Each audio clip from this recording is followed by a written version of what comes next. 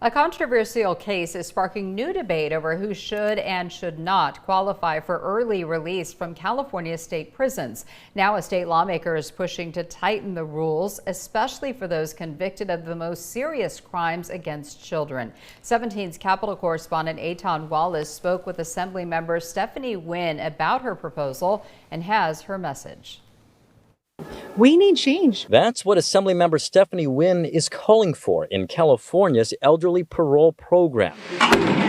As it stands today, the program allows prisoners 50 years or older who've served at least 20 years of their sentence to apply for early release from state prison. We need to do a better job at putting standards on this program. Wynn, a Democrat from the Sacramento area, says the issue is especially urgent following a recent decision by the State Board of Parole hearings to grant elderly release for 64-year-old David Funston. He was sentenced in 1999 to 3 consecutive life terms for kidnapping and sexually assaulting 7 young children.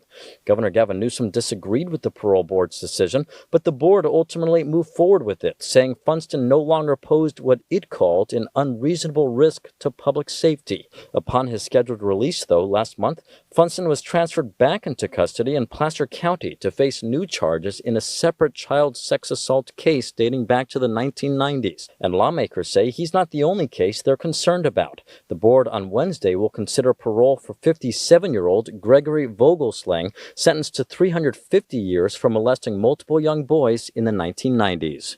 I can't believe that we would allow somebody like that to be re-released out in the community again. If admitting that you're still attracted to children is not enough to deny parole, then what is? Now, Wynn hopes to bring change to the elderly parole program with her new bill, AB 2727.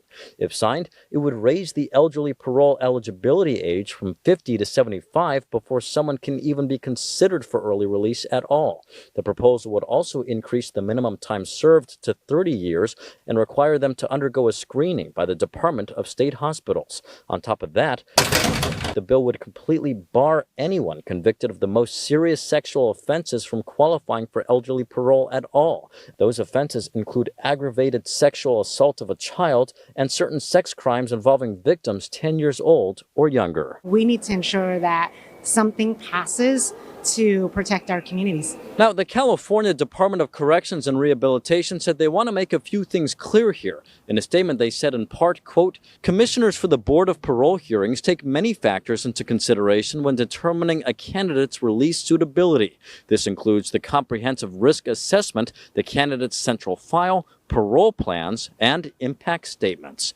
At the state capitol, Eitan Wallace, 17 News.